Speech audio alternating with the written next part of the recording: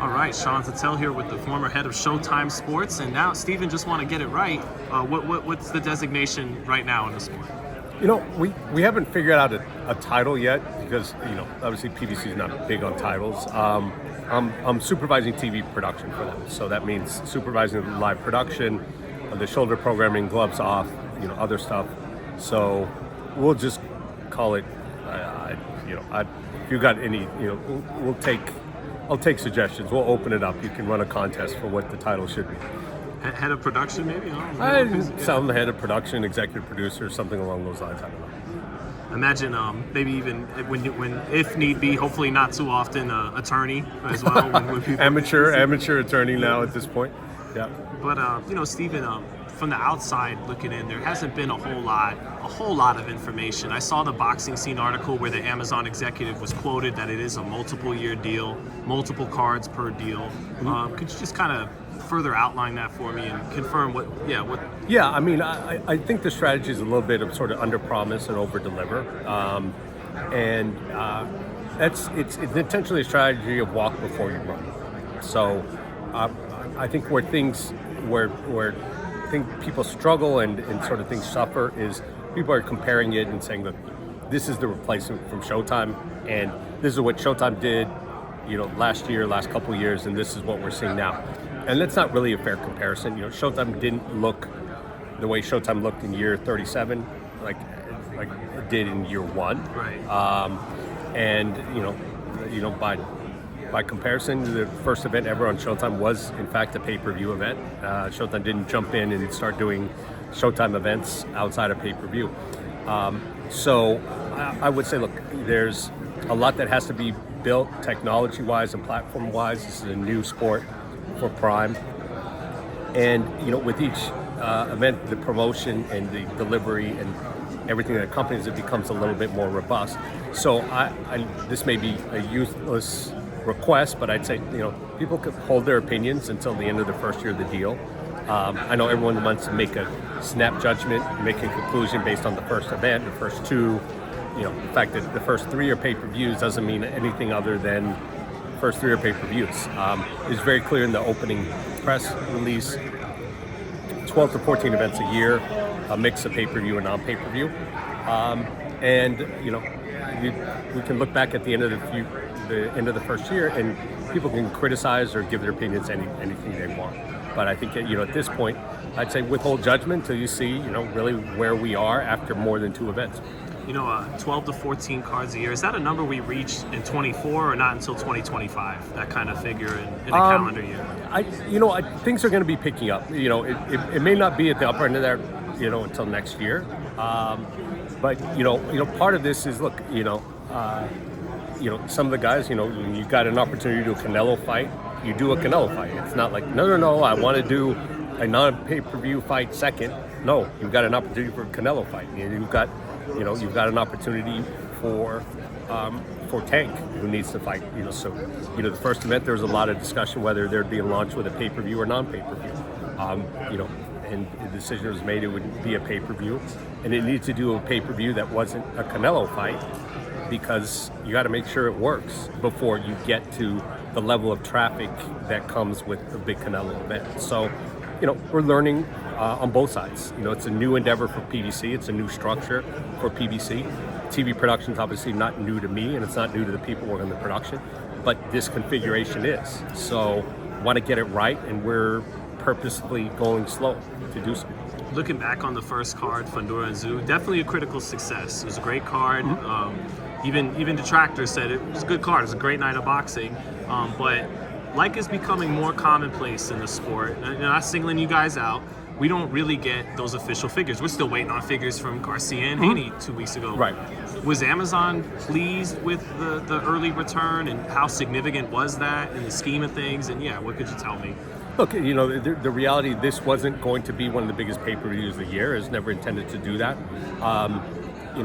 The goals were that, first and foremost, make sure it was a good production with good matchmaking, good action, and it worked. It was easy to buy. It was delivered crisp and clean, and the production, looked good.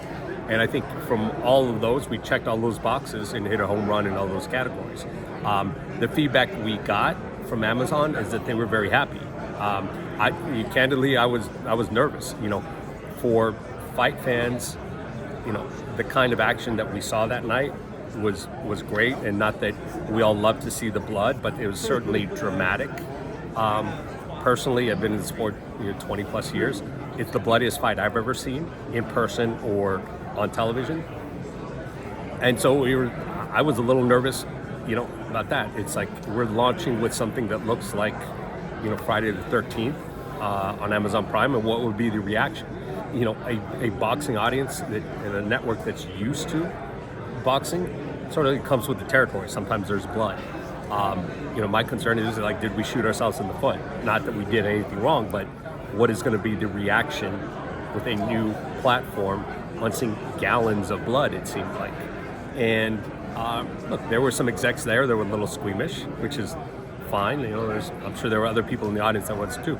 But beyond that, they loved the action. And from a technical standpoint and from a financial standpoint, they told us they were very happy with it. So I think all systems go from that point going forward, and we're expecting an even bigger fight and a bigger night this Saturday.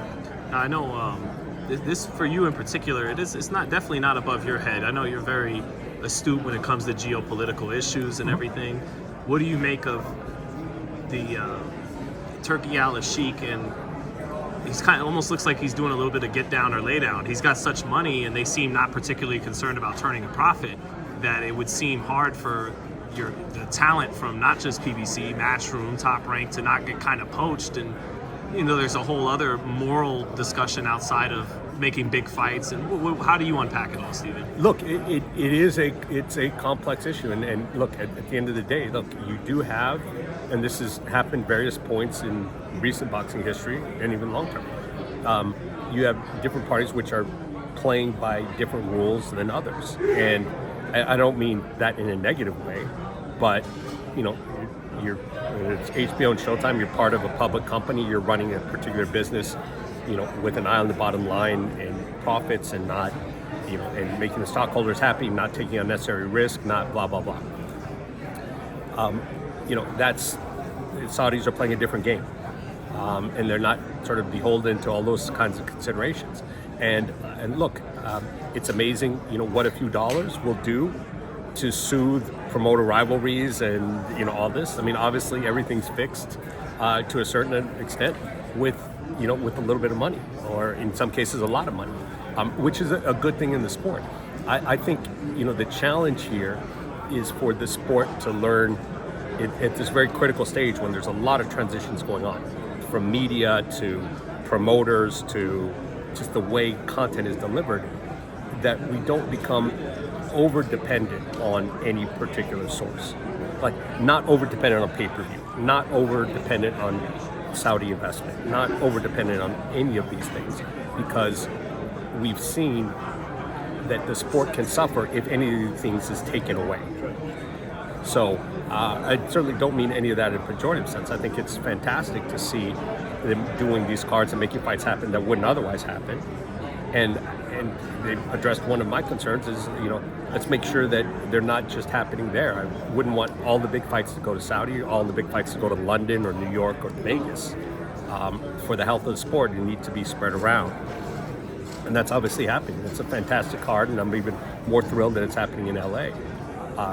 But in the long run, we've got to make sure we, as a sport, that all levels of the sport are being supported. The developmental fights, the mid-tier fights, that we're not just focusing, giving all the attention to these big monster cards, every once in a while, and making sure that the rest of boxing continues to thrive so that the sport is healthy in the long run.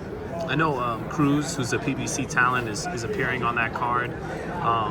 If you, in your ideal world, is PBC strong enough to where you don't really have to do business? You don't have to allow a big talent like Cruz to appear on those cards because things are just so prosperous and what you got going on with Amazon. And well, look, at a certain point, PBC's job is to get, do good programming and to get opportunities for the boxers that they're working with. Right.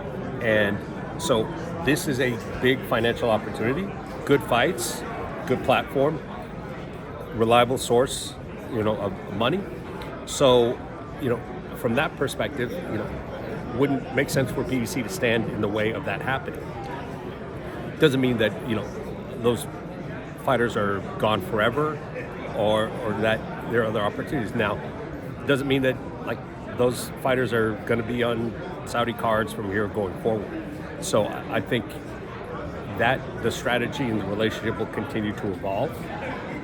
But I don't think that, again, that PBC or anybody else is going to, hopefully become over dependent on just that one. And because then otherwise, everyone's just waiting for a phone call for one particular source for fights to happen, and that's not good for the rest of the sport. I guess I'm a proud hypocritical American. I say hypocritical American because our country has plenty of our own problems. So I understand some would, give a side eye at me judging another country and customs harshly. But, when it comes to that term and sports washing and how we're supposed to cover Turkey Al-Sheikh and this new venture in boxing, how do you surmise all that? What do you think is fair?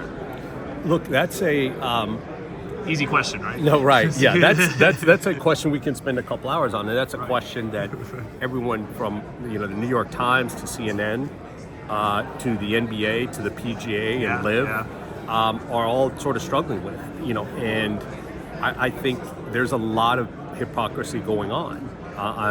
And first of all, notice that I'm not saying that there aren't concerns about things that have gone in Saudi. But there's also hypocrisy going on, as you point out. Like, the U.S. doesn't have clean hands. There's a lot of companies, including the NBA, that are doing business with China, and China certainly has some of the same issues. Like Dave Morey talked about a couple years ago, and we saw how quickly that got shut down. And how quickly he got shut down personally, and going so far as to provoke the ire of certain players who were household names. So, I don't have a good answer. And it's not like boxing has, a ton of blue chip investors knocking down the door waiting to finance big fights. Now, that's not a reason to take money from people you shouldn't.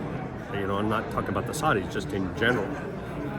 But it's, I asked myself that question a lot on a personal and professional level. Is what is the appropriate response to this?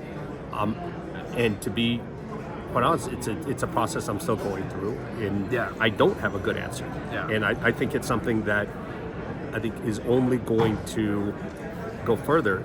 If we start seeing more institutional and sovereign participation on a financial basis in sports teams overall. This is not something that's going to be a boxing issue. This is going to be an NBA, NFL issue, and so on and so on. We've already seen it in world soccer, and people are grappling with it all around the world. It'll unfold the next couple years, I suppose, right? Certainly they've got a very ambitious plan, and not all of it is focused on events in Saudi. It is multi-pronged. Well, okay.